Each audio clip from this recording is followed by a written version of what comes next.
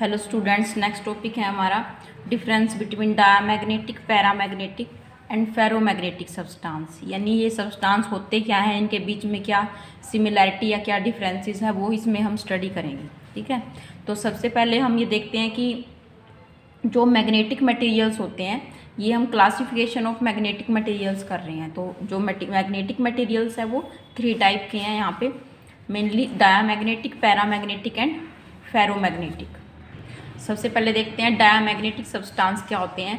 तो first point में देखो कि जो डायमैग्नेटिक सब्सटेंस होते हैं उनमें इंडिविजुअल एटम या जो मॉलिक्यूल्स होते हैं उनका कोई नेट मैग्नेटिक मोमेंट नहीं होता, अपना खुद का कोई नेट मैग्नेटिक मोमेंट उनका नहीं होता। अगर इसको हम देखें कि कैसे इनका जो नेट मैग्नेटिक मोमेंट नहीं होता, तो देखो इस तरह से देख सकते हैं कि जो डायमैग्नेटिक सब्सटेंस होते हैं हमारे, यानी सभी सब्सटेंस जो हैं वो एटम्स के बने हुए हैं। ठीक है, एटम के अंदर क्या है, इलेक्ट्रॉन्स रिवॉल्व कर रहे हैं। तो जो इलेक्ट्रॉन रिवॉल्व कर रहे हैं, अगर एक इलेक्ट्रॉन की बात करें तो देखो जो इलेक्ट्रॉन है वो न्यूक्लियस के अराउंड रिवॉल्व कर रहा है। ठीक है, तो जो इलेक्ट्रॉन है अब वो 2 टाइप के मोशन कर रहा है। एक तो है ऑर्बिटल मोशन उसका, ठीक है, खुद जो वो न्यूक्लियस के अराउंड जो ऑर्बिटल मोशन, एक तो उसका है ऑर्बिटल मोशन, एक वो अपने ही एक्सिस पे भी रोटेट कर रहा है। ठीक है, इलेक्ट्रॉन जो है अपने एक्सिस पे भी रोटेट कर रहा है, यानी 2 टाइप का मोशन हो जाता है उसका, एक ऑर्बिटल मोशन और सेकेंडली स्पिन मोशन। जो वो अपने एक्सिस पे रिवॉल्व कर रहा है वो स्पिन मोशन, और जो न्यूक्लियस के अराउंड घूम रहा है वो ऑर्बिटल मोशन। तो यानी उसका जो मैग्नेटिक मोमेंट है वो हो जाएगा कि एक तो ऑर्बिटल मोशन की वजह से एक मैग्नेटिक डाइपोल मोमेंट है उसका, एक स्पिन मोशन की वजह से है। यानी जो नेट मैग्नेटिक मोमेंट अगर उसको हम कैपिटल M से डिनोट करें तो नेट मैग्नेटिक मोमेंट जो होगा इलेक्ट्रॉन का वो 2 होगा, एक ऑर्बिटल मोशन उसको अगर हम ML से डिनोट करते हैं and due to spin motion MS, यानी net dipole moment is due to both orbital and spin motion. तो अगर हम नेट मैग्नेटिक मोमेंट पूरे डायमैग्नेटिक सब्सटेंस की करें तो वो हमारा 2 इलेक्ट्रॉन को हम मान सकते हैं कि भाई एक तो सारे इलेक्ट्रॉन जो ऑर्बिटल मोशन कर रहे हैं उसको एक अलग से ले लो, एक सारे जो स्पिन मोशन कर रहे हैं उसका एक अलग मैग्नेटिक मोमेंट मानो।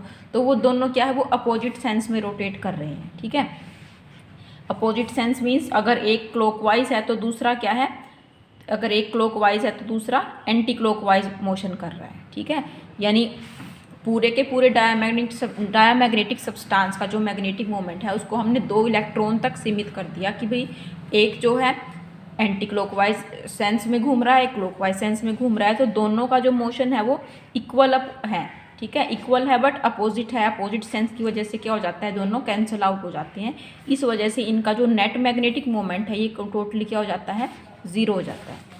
इस वजह से हम कह सकते हैं कि जो डायमैग्नेटिक सब्सटेंस होते हैं उनका कोई नेट मैग्नेटिक मोमेंट नहीं होता अपने आप। अब सेकेंडली बात करते हैं पैरामैग्नेटिक सब्सटेंस की। इसमें भी जो फर्स्ट डिफरेंस है देखो, या इसकी डेफिनेशन है ये कि जो सब्सटेंस जो जिनके अंदर क्या है, जो इंडिविजुअल एटम या मॉलिक्यूल हैं उनका एक नेट मैग्नेटिक मोमेंट इनका खुद का होता है। पैरामैग्नेटिक सब्सटेंस में अगर बात करें, जैसे अगर हम एक स्पेसिमेन की बात करते हैं तो उसमें जो इंडिविजुअल एटम है वो रैंडमली ओरिएंटेड होते हैं। जैसे भी इसका एक एटम का मैग्नेटिक मोमेंट अगर इस डायरेक्शन में है तो इसका अपोजिट इस डायरेक्शन में हो जाएगा। अगर एक अपवर्ड है तो एक हो जाएगा ऐसे डाउनवर्ड, एक इधर है तो दूसरा हो जाएगा इधर। यानी इनके जो मैग्नेटिक मोमेंट्स है ये रैंडमली ओरिएंटेड है। तो पूरे स्पेसिमेन का तो मैग्नेटिक मोमेंट नेट 0 है, बट अगर इंडिविजुअल एटम्स या मॉलिक्यूल्स की बात करें तो देखो हर एक का जो अपना एक खुद का नेट मैग्नेटिक मोमेंट होता है। तो अब थर्ड है फेरोमैग्नेटिक सब्सटेंस। फेरोमैग्नेटिक सब्सटेंस की जो प्रॉपर्टीज़ हैं वो पैरा से ही मिलती जुलती होती हैं।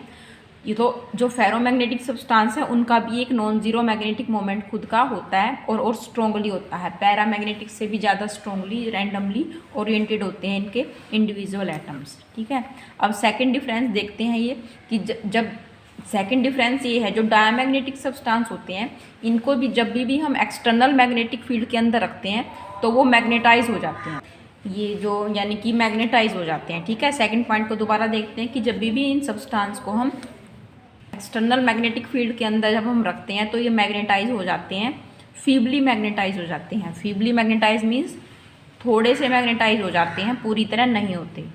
तो मैग्नेटाइज होंगे किस डायरेक्शन में होंगे, जिस डायरेक्शन में हमने मैग्नेटिक फील्ड अप्लाई किया हुआ है उससे अपोजिट डायरेक्शन में जो इनके मैग्नेटिक मोमेंट्स है वो ओरिएंटेड हो जाते हैं।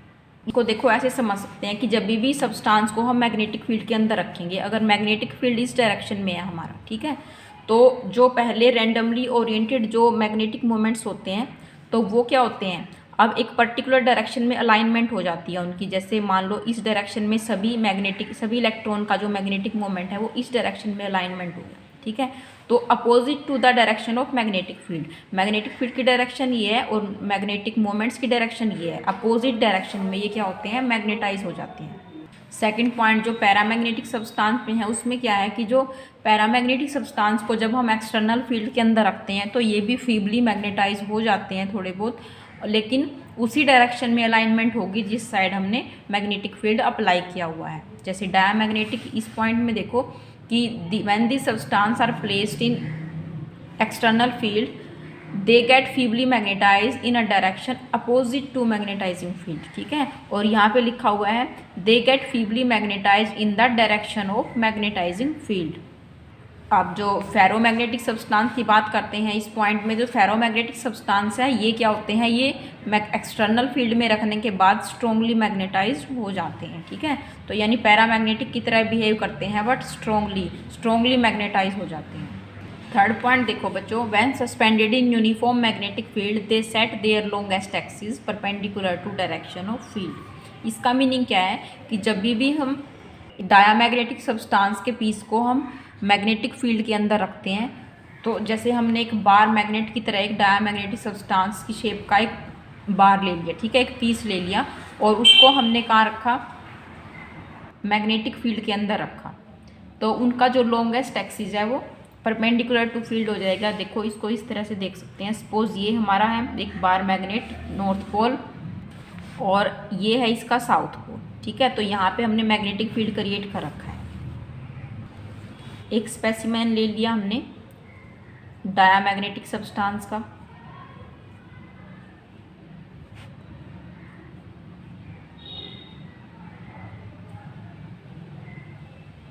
इस तरह से इसको हमने सस्पेंड किया हुआ है यहाँ पे between these two pole pieces. तो देखो ये जो है ये इसका लॉन्गेस्ट एक्सिस है, ठीक है, और ये होगा इसका शॉर्ट एक्सिस। तो ये इसका जो लॉन्गेस्ट एक्सिस है ये मैग्नेटिक फील्ड के परपेंडिकुलर हो जाएगा। मैग्नेटिक फील्ड की डायरेक्शन कैसी होगी यहाँ पे, ऐसे नॉर्थ टू साउथ, और ये बार मैग्नेट एक तरह से इस तरह हो जाएगा। ये पॉइंट क्लियर है। अब देखो जो थर्ड पॉइंट जो पैरामैग्नेटिक केस में है, पैरामैग्नेटिक सब्सटेंस को जब भी हम मैग्नेटिक फील्ड के अंदर रखते हैं तो उनका जो लॉन्गेस्ट एक्सिस है वो मैग्नेटिक फील्ड के अलोंग हो जाता है, यानी कि उसी के पैरेलल अलाइनमेंट हो जाएगी। सपोज ये है नॉर्थ पोल और ये है इसका मैग्नेट का साउथ पोल, और यहाँ पे हमने सस्पेंड कर रखा है एक पैरामैग्नेटिक सब्सटेंस का स्पेसिमेन, तो वो जो होगा कुछ इस तरह से जो है पैरेलल टू मैग्नेटिक फील्ड हो जाएगा।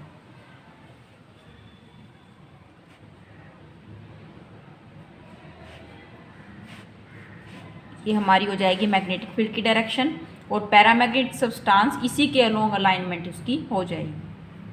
जो फेरोमैग्नेटिक है उसकी भी सेम प्रॉपर्टी है, they when suspended in uniform magnetic field they also rotate their longest axis along the direction of field. अगर ये वीकली अलाइंड होती है तो ये स्ट्रॉन्गली अलाइंड हो जाएगा। तो ये सेम ही डायग्राम हमारा यहाँ पे बनेगा। This is north pole, this is south pole, this is specimen of ferromagnetic substance.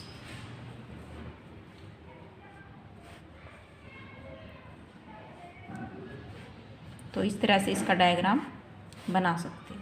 Okay, ये 3 पॉइंट क्लियर। अब फोर्थ पॉइंट देखो बच्चों, ये डायमैग्नेटिक के केस में when placed in non uniform magnetic field they have a tendency to move from stronger to weaker part of the field.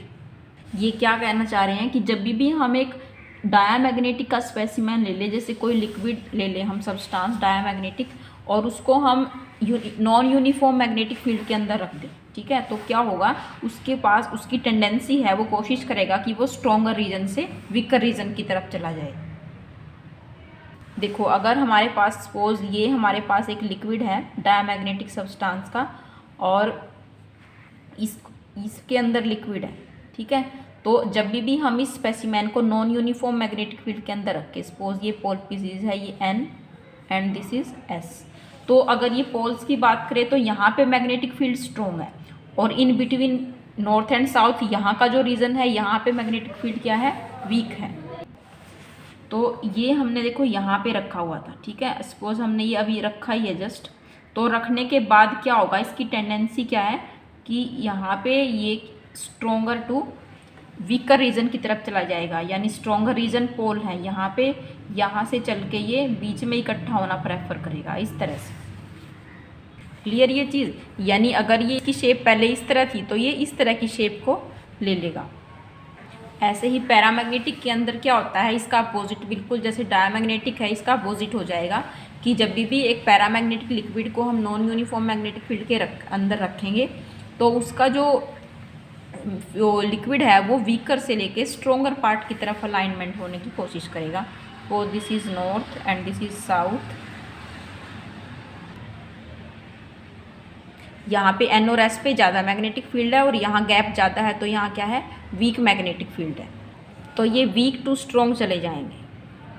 So this is container, weak to strong यानी कि side में ज़्यादा इकट्ठा हो जाएगा और बीच में से ये कंप्रेस हो जाएगा लिक्विड इस तरह से, ठीक है। अब अगर इन पोल पीसीस को हम बिल्कुल नज़दीक रख दें इस तरह से, NS नज़दीक रख दिया, यहाँ पे इनको पास पास रखने से क्या हुआ, जो ये बीच का रीजन है यहाँ पे मैग्नेटिक फील्ड स्ट्रॉन्ग हो गया, ठीक है, मैग्नेटिक फील्ड स्ट्रॉन्ग हो गया तो paramagnetic liquid weak to strong जाएगा, ठीक है, वीक टू स्ट्रॉन्ग यानी कि ये बीच में इकट्ठा होना प्रेफर करेगा और साइड में से ये यहाँ से चला जाके बीच में इकट्ठा हो जाएगा, ठीक है। यानी मेन बात कहने की ये है कि ये हमेशा वीकर टू स्ट्रॉन्गर रीजन जाते हैं, क्लियर। और सेम ही बिहेवियर कौन शो करते हैं, फेरोमैग्नेटिक मटेरियल। तो आपको ये सेम डायग्राम यहाँ पे बनाना है, क्लियर ये डायग्राम। नेक्स्ट पॉइंट देखते हैं, fifth, when specimen of diamagnetic material is placed in magnetizing field the magnetic field lines prefer not to pass through the specimen. ये क्या कह रहा है कि जब हम डायमैग्नेटिक मटेरियल के स्पेसिमेन को हम मैग्नेटिक फील्ड के अंदर रखते हैं तो जो मैग्नेटिक फील्ड लाइन्स है वो स्पेसिमेन के अंदर से पास नहीं करेंगी। कैसे देख सकते हैं, suppose this is our north pole and this is south pole और यहाँ पे हमारा एक स्पेसिमेन रखा है डायमैग्नेटिक का, तो मैग्नेटिक फील्ड लाइन्स नॉर्थ से निकलेंगी, साउथ के अंदर एंटर करेंगी, बट ये इस तरह से होके चली जाएंगी, डायमैग्नेटिक सब्सटेंस के अंदर से होके नहीं पास करेंगी। तो ये इसकी प्रॉपर्टी है, क्लियर। पैरामैग्नेटिक के अंदर क्या होता है, इसमें ये डायमैग्नेटिक का बिल्कुल अपोजिट है, इसमें इसके अंदर मैग्नेटिक फील्ड लाइंस स्पेसिमेन के अंदर से पास करती हैं। Suppose this is north, this is south and this is specimen. तो मैग्नेटिक फील्ड लाइंस इस तरह से पास करना प्रेफर करेंगे, ओके। सेम ही बिहेवियर फेरोमैग्नेटिक सब्सटेंस करते हैं, इसके अंदर भी जो मैग्नेटिक फील्ड लाइंस है वो प्रेफर करती हैं कि मैं ये जो सब्सटेंस है इसके अंदर से होके ये पास करती हैं। नेक्स्ट पॉइंट है, the relative permeability of diamagnetic substance is always less than 1। Relative permeability की डेफिनेशन आपने की भी थी कि जो डायमैग्नेटिक सब्सटेंस होते हैं इनकी परमिबिलिटी हमेशा क्या होती है, 1 से कम रहती है, और पैरामैग्नेटिक की 1 से ग्रेटर रहेगी और फेरोमैग्नेटिक की मच ग्रेटर देन 1 रहेगी। नेक्स्ट 7 पॉइंट में देख सकते हो कि जो डायमैग्नेटिक सब्सटेंस की ससेप्टिबिलिटी है वो क्या होती है, उनकी जो वैल्यू है वो नेगेटिव वैल्यू होती है, यानी ये ईजिली जो है मैग्नेटाइज नहीं होती। पैरामैग्नेटिक सब्सटेंस की ससेप्टिबिलिटी पॉजिटिव होती है और फेरोमैग्नेटिक सब्सटेंस की भी क्या होती है, पॉजिटिव होती है, क्लियर। नेक्स्ट 8 पॉइंट में देखो, susceptibility do not change with temperature. Diamagnetic substance की जो ससेप्टिबिलिटी है उस पर टेम्परेचर का इफेक्ट नहीं होता, यानी वो चेंज नहीं होती, बट पैरामैग्नेटिक सब्सटेंस की जो ससेप्टिबिलिटी है वो इन्वर्सली प्रोपोर्शनल टू टेम्परेचर है, यानी कि अगर टेम्परेचर हमारा इंक्रीज करता है तो ससेप्टिबिलिटी जो है कम हो जाती है, यानी ईजिली मैग्नेटाइज वो नहीं हो पाते ससेप्टिबिलिटी कम होने की वजह से। तो हम कह सकते हैं they lose their magnetic character, उनका मैग्नेटिक करेक्टर लगभग ना के बराबर हो जाता है, ठीक है। एंड सेम ही प्रॉपर्टी जो है फेरोमैग्नेटिक सब्सटेंस शो करते हैं, इनकी भी susceptibility inversely proportional to temperature होती है, और किसी एक जो एक देखो कि पर्टिकुलर एक टेम्परेचर होता है, एक पर्टिकुलर टेम्परेचर जिसको हम क्या बोलते हैं, क्यूरी टेम्परेचर नाम देंगे उसका। उस पर क्या होता है, जो फेरोमैग्नेटिक सब्सटेंस है वो पैरा के अंदर चेंज हो जाती हैं। तो यहाँ से हम क्यूरी टेम्परेचर की डेफिनेशन भी लिख सकते हैं कि वो पर्टिकुलर टेम्परेचर जिसके ऊपर कोई भी फेरोमैग्नेटिक सब्सटेंस पैरामैग्नेटिक के अंदर चेंज हो जाए उसको हम बोलते हैं क्यूरी टेम्परेचर। यानी हायर टेम्परेचर पे ये भी क्या करते हैं, अपना मैग्नेटिक कैरेक्टर को लूज़ कर देते हैं। क्लियर। तो ये हमारे तीनों टाइप के मटेरियल थे और उनके बीच में डिफरेंसेस थे। क्लियर। ओके बच्चों, थैंक यू।